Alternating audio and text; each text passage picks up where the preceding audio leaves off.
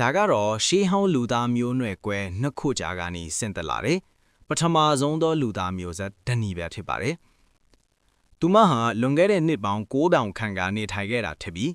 သူမကိုဒီနီဆိုဘာဂုအတွင်းကအယိုးအပိုက်အဆက်လေးတစ်ခုကနေတဆင့်ရှားဖွေတွေ့ရှိခဲ့တာပါ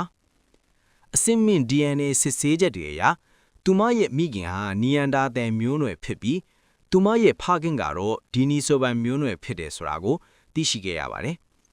ဒါကြောင့်သူမဟာကွဲပြားခြားနားရဲ့လူသားမျိုးနွယ်စုညခုကနေ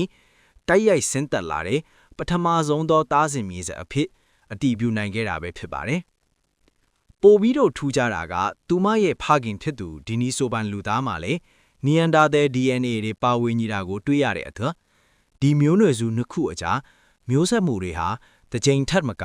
အကြိမ်ကြိမ်ဖြစ်ပွားခဲ့တယ်ဆိုတာကိုသက်ပေပြနေပါတယ်။ဒန်နီရဲ့ရှာဖွေတွေ့ရှိမှုဟာလူသားတွေဟာတီးခြားစီဆင်းသက်လာတဲ့ဆိုတဲ့အယူဆကိုရိုက်ချိုးလိုက်ပြီးလူသားတွေရဲ့စင်ခဲဖြစ်စဉ်ဟာ